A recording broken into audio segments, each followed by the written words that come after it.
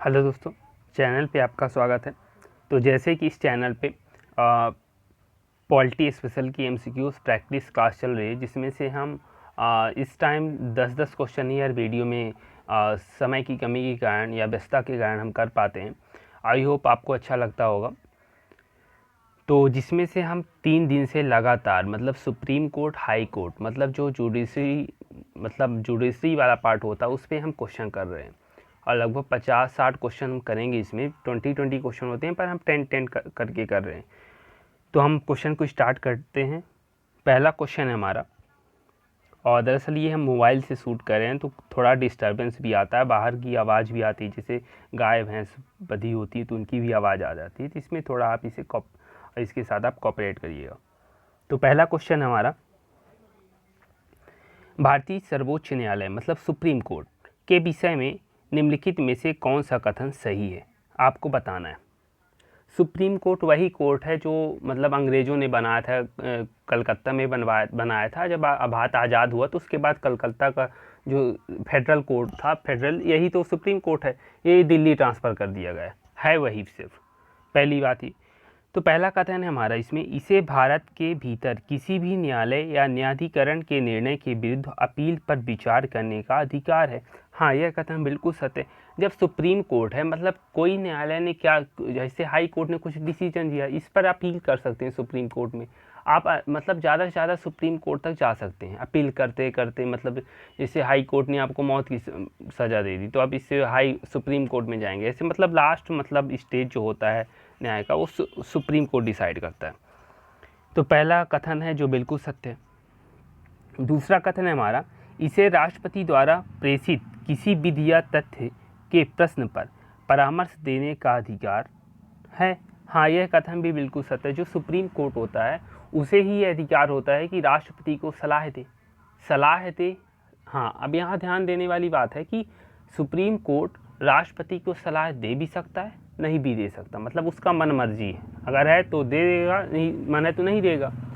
राष्ट्रपति भी इसे मान सकता है, नहीं भी मान सकता।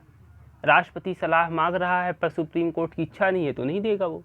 तो मतलब ये सब अपनी अपनी मन मर्जी है, इसमें कोई बाध्यता नहीं है। तो दूसरा कथन भी सत्य है। तीसरा कथन है, सर्वोच्च न्यायालय के न्यायाधीशों का वेतन संसद के मतदान के अधीन है। यह कथन बिल्कुल सत्य है। सुप्रीम कोर्ट के जो न्यायाधीश होते हैं उनका जो वेतन होता है, या जो और वकील उनके साथ जो जज होते हैं, जो साथी होते हैं, जैसे पीठ बनाने के लिए होते हैं, तो उनका जो वेतन होता है तो भारत की संचित नीति से होता है। जब आपको बजट के क्वेश्चन कराए थे तो उसमें आपको बताया गया था कि जब बजट आता है तो कुछ भारित व्यय होते हैं, यही भारित व्यय होते हैं जिसमें से इनका पैसा चर्चा हो जाती है, मतदान नहीं होता संसद में। यहाँ बोला संसद ही डिसाइड करता है, संसद नहीं डिसाइड करता है, सिर्फ इसमें चर्चा होती है। ये भारित व्यय होते हैं, भारत की संचित नीति से दिया जाता है। तो तीसरा कथन जो है गलत होता है। चौथा कथन है हमारा, इसकी अधिकारिता भारत के भीतर सभी न्यायालयों के लिए बाध्यकारी है। हाँ, यह कथन बिल्कुल सत्य, मतलब सुप्रीम कोर्ट ने जो बोल दिया वह जो लोअर कोर्ट होते हैं या भारत पर मतलब उसे चैलेंज कोई नहीं कर सकता। वो खुद सुप्रीम कोर्ट उस पर जुडिशियल रिव्यू कर सकता है, बाकी कोई नहीं कर सकता। तो चौथा कथन भी बिल्कुल सत्य है। तो इसका जो करेक्ट आंसर है स्टेटमेंट थर्ड बस गलत है, बाकी सब राइट है। तो option number B. Next question पे मूव कर रहे हैं।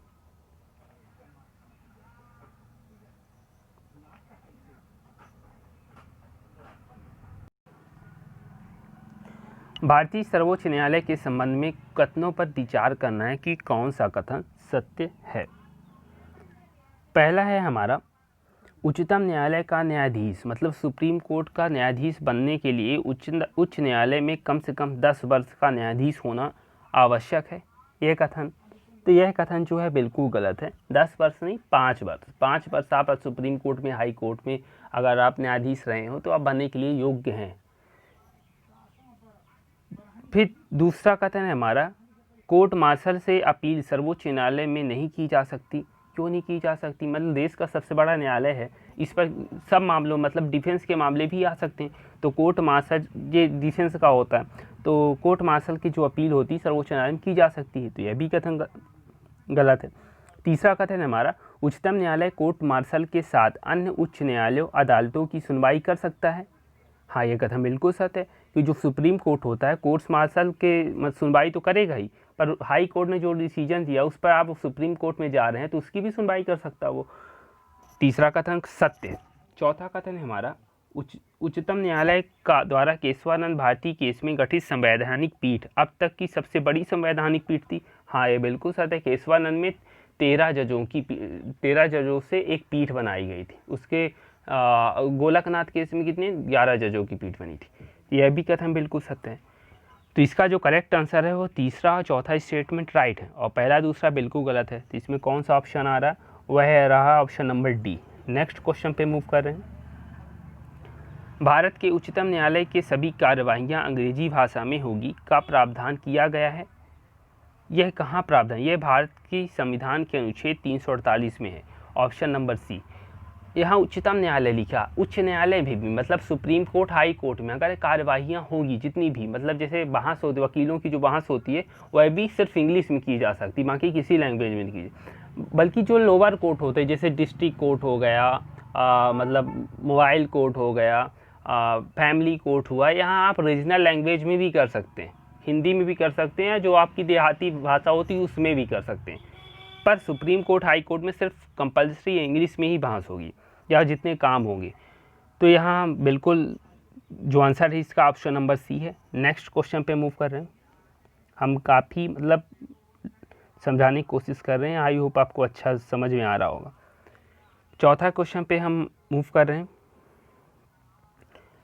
भारत के उच्च न्यायालय मतलब हाई कोर्ट के संदर्भ में निम्नलिखित कथनों पर विचार करना है कि कौन सा कथन सत्य है। पहला कथन हमारा क्या कहता है? भारत में उच्च न्यायालय का गठन सर्वप्रथम 3 प्रांतों कलकत्ता, बम्बई और बेंगलोर में किया गया था। यह गलत है। इसमें क्या गलत का कारण? बेंगलोर लिख दिया। अगर बेंगलोर ना होता तो यहाँ लिख देता मद्रास तो ठीक हो जाता।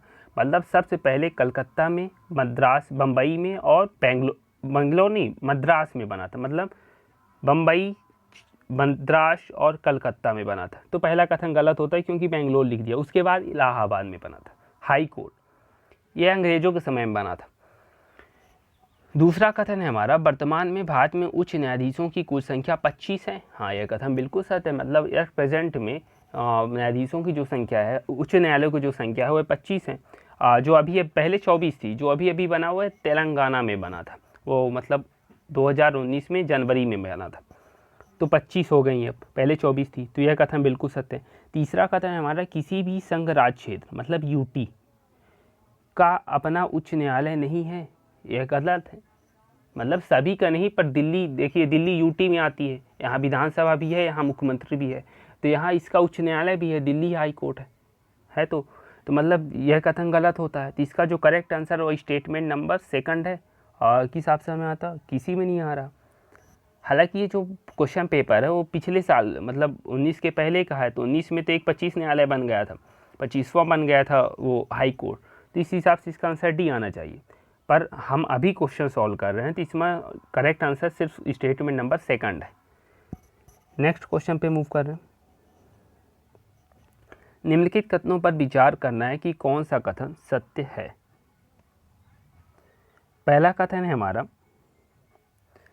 पंजाब, हरियाणा और केंद्र शासित प्रदेश चंडीगढ़ का एक सामूहिक उच्च न्यायालय है। हाँ, यह कथन बिल्कुल सत्य है। मतलब पंजाब हुआ, हरियाणा हुआ, माने पंजाब एक राज्य है, हरियाणा भी एक राज्य है, और चंडीगढ़ क्या है? केंद्र शासित प्रदेश है। तीनों का मिलाकर एक हाई कोर्ट है। तो वह कहाँ है? वह जो है चंडीगढ़ में। तो बिल्कुल सत्य है। दूसरा कथन है हमारा अंडमान एवं निकोबार द्वीप समूह पर मद्रास उच्च न्यायालय की अधिकारिता है।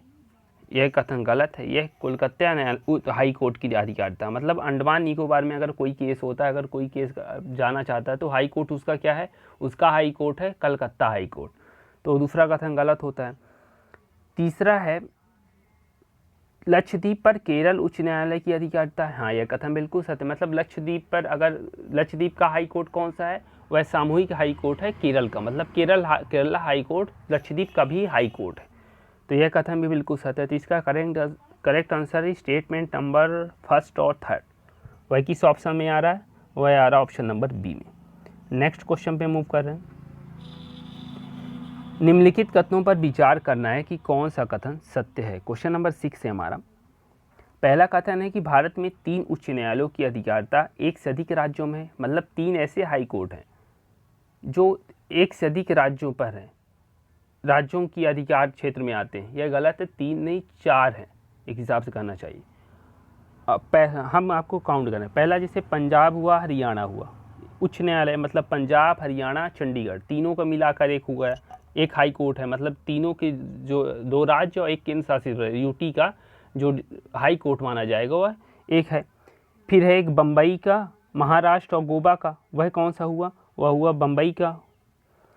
फिर एक हुआ अरुणाचल प्रदेश, असम, नागालैंड, मिजोरम, इनका हुआ गुवाहाटी हाई कोर्ट हुआ। और आंध्र प्रदेश, हाँ सॉरी, इसमें जो करेक्ट आंसर वही पहला कथन बिल्कुल राइट है। तो आंध्र प्रदेश तेलंगाना का पहला एक था, मतलब दोनों को मिलाकर एक हाई कोर्ट था, दोनों का एक हाई कोर्ट था, पर अब दोनों का अलग अलग हो गया है। तो यह कि इसका आंसर है पहला कथन जो है बिल्कुल सत्य है कि प्रेजेंट में 3 ही ऐसे हैं। दूसरा कथन है हमारा, बम्बई उच्च न्यायालय की अधिकारिता एक से अधिक संघ राज्य क्षेत्रों पर है। हाँ, यह कथन भी बिल्कुल सत्य है कि बम्बई जो हाई कोर्ट है उसमें एक तो महाराष्ट्र आता है, गोवा आता है, दादर और नगर हवेली और दमन और दीव भी आता है, मतलब ये इतने सारे मतलब राज्य केंद्र शासित प्रदेशों का आता है। तो यह भी कथन बिल्कुल सत्य है, जिसका करेक्ट आंसर है option number C. Next question पे मूव कर रहे हैं। निम्नलिखित कथनों पर विचार करना है कि कौन सा कथन सही है। पहला है हमारा, भारत के संविधान में यह उपबंध है कि प्रत्येक राज्य के लिए एक उच्च न्यायालय होगा। हाँ, ये कथन बिल्कुल सत्य है कि संविधान में यह लिख दिया गया है कि हर राज्य के लिए एक हाई कोर्ट जरूर होगा, पर संसद इसे क्या करती है कि एक ही 2-3 राज्यों का एक ही हाई कोर्ट बना देती है। ये सिर्फ संसद का अधिकार है, मतलब संसद ही ऐसा कर सकती है। तो यह कथन बिल्कुल सत्य है, लिखा है पर ऐसा नहीं है। प्रेजेंट में 25 है, हमारे राज्य प्रेजेंट में कितने हैं, वह 28 हैं। दूसरा है हमारा, भारत के संविधान में यह उपबंध है कि राष्ट्रपति 2 या 2 से अधिक राज्यों के लिए या 2 से अधिक राज्यों और किसी संघ राज्य क्षेत्र के लिए एक ही उच्च न्यायालय स्थापित कर सकता है। यह गलत है, राष्ट्रपति के पास पावर नहीं होती। राष्ट्रपति अपॉइंट कर सकता है न्यायाधीशों को, पर इसका डिसीजन होता है, मैंने कई राज्यों का एक ही हाई कोर्ट, वह सिर्फ संसद डिसाइड करती है। तो इसका जो correct answer option number A है, स्टेटमेंट फर्स्ट, मतलब ऑप्शन नंबर ए है सिर्फ। नेक्स्ट क्वेश्चन पे मूव कर रहे हैं। क्वेश्चन नंबर 8 है हमारा, निम्नलिखित कथनों पर विचार करना है कि कौन सा कथन सत्य है। पहला कथन है हमारा, संविधान में यह उपबंध है, मतलब लिखा गया है कि प्रत्येक उच्च न्यायालय एक मुख्य न्यायमूर्ति और ऐसे अन्य न्यायाधीशों से मिलकर बनेगा, जिसे संसद विधि द्वारा समय समय पर तय करेगी। संसद नहीं, राष्ट्रपति तय करे, मतलब न्यायाधीश में कौन सा न्यायाधीश बनेगा, न्यायाधीशों की कितनी संख्या है कि उसे बढ़ाना है, तो उसमें सब जिसका डिसीजन कौन करेगा, सिर्फ राष्ट्रपति ही करता है। राष्ट्रपति अकेले नहीं करता, पर राष्ट्रपति ही करेगा। तो पहला कथन गलत होता है। दूसरा कथन है हमारा कि संविधान में उच्च न्यायालय के न्यायाधीशों की संख्या के संबंध में प्रावधान नहीं किया गया है। हाँ, यह कथन जो है बिल्कुल सत्य है, मतलब संविधान में उच्च न्यायालयों के न्यायाधीशों की संख्या के बारे में कुछ बोला नहीं गया कि इतने हो सकते कितने नहीं हो सकते। तो यह कथन बिल्कुल सत्य है। तो इसका जो करेक्ट आंसर है स्टेटमेंट नंबर 2, मतलब ऑप्शन नंबर बी है। नेक्स्ट क्वेश्चन पे मूव कर रहे हैं। इसमें से बोला है कि ऑप्शन स्टेटमेंट में कौन सा कथन सत्य है। पहला है, भारत के उच्च न्यायालय के न्यायाधीशों की नियुक्ति भारत के राष्ट्रपति द्वारा की जाती है, मतलब हाई कोर्ट के जो न्यायाधीश होते हैं उनकी नियुक्ति कौन करता है, राष्ट्रपति करता है, सुप्रीम कोर्ट की भी, पर उनके बारे में कथन बोला गया कि कौन सा कथन सत्य है। पहला कथन है हमारा कि उच्च न्यायालय के मुख्य न्यायाधीश की नियुक्ति करते समय राष्ट्रपति भारत के मुख्य न्यायमूर्ति या संबंधित राज्य के राज्यपाल से परामर्श लेगा। हाँ, यह कथन बिल्कुल सत्य है, मतलब राज्य के मुख्य न्यायाधीश की नियुक्ति, मतलब किसी हाई कोर्ट में न्यायाधीश मुख्य न्यायाधीश होता है, उसकी नियुक्ति करना है तो कैसे करेगा, वह एक कॉलेजियन सिस्टम होता है। तो उसमें क्या है, बाद का मुख्य मतलब चीफ जस्टिस ऑफ इंडिया होगा और संबंधित राज्य का राज्यपाल से परामर्श लेगा। पहला कथन जो है बिल्कुल सत्य है। दूसरा है कि उच्च न्यायालय के अन्य न्यायाधीशों की नियुक्ति में राष्ट्रपति संबंधित उच्च न्यायालय के मुख्य न्यायमूर्ति एवं संबंधित राज्य के राज्यपाल से परामर्श लेगा। यह कथन बिल्कुल गलत है। चौथा कथन है हमारा, तीसरा कथन है कि 2 या 2 से अधिक राज्यों के साझा उच्च न्यायालयों में अन्य न्यायाधीशों की नियुक्ति में राष्ट्रपति उच्च न्यायालय के मुख्य न्यायमूर्ति एवं सभी संबंधित राज्यों के राज्यपालों से परामर्श करता है। यह कथन भी बिल्कुल गलत है।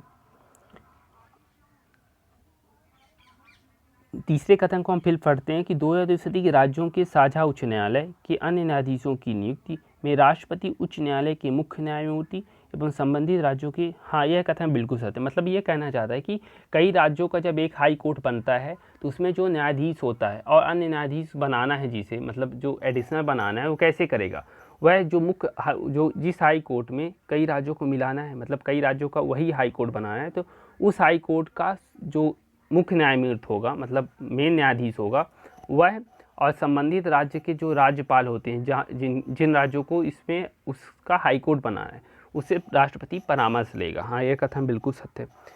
तो इसका जो करेक्ट आंसर है वह पहला कथन और तीसरा कथन ही है। तो वह कौन सा ऑप्शन में आ रहा है, वह ऑप्शन नंबर ए में आ रहा है। नेक्स्ट क्वेश्चन है हमारा और लास्ट है, भारत के उच्च न्यायालय के न्यायाधीशों की योग्यता के बारे में बताना है कि कौन सा कथन सत्य है। पहला कथन है हमारा, भारत के राज्य क्षेत्र में कम से कम 5 वर्ष तक न्यायिक पद धारण कर चुका हो। यह कथन बिल्कुल गलत है। 5 वर्ष तक नहीं, 10 वर्ष तक होना चाहिए। दूसरा कथन है, उच्च न्यायालय या दो से अधिक न्यायालयों का लगातार कम से कम 10 वर्ष का एडवोकेट रहा हो। हाँ यह कथन बिल्कुल सत्य है। और तीसरा कथन है कि राष्ट्रपति की राय के परंपरागत विधिवेत्ता हो। राष्ट्रपति की राय में न, मतलब राष्ट्रपति के राय में वह कानून का ज्ञाता हो। यह कथन भी बिल्कुल, मतलब अब जो चुनाव होते हैं न्यायाधीशों का, वो कोलिजियम सिस्टम से होता है। कोलिजियम सिस्टम में क्या होता है कि एक तो मुख्य न्यायाधीश होता है, चीफ जस्टिस ऑफ इंडिया, और 4 अन्य न्यायाधीश होते हैं। तो राष्ट्रपति जो वह बोलेंगे, राष्ट्रपति को वही करना पड़ेगा। मतलब ये राष्ट्रपति की स्वविवेकी पावर नहीं होती कि राष्ट्रपति जिसे चाहे उसे बना देगा। ये पहले होता था, अब नहीं होता। तो इसका जो करेक्ट आंसर है ऑप्शन नंबर ए है, केवल स्टेटमेंट नंबर 2 राइट। आज के लिए बस इतना ही, धन्यवाद।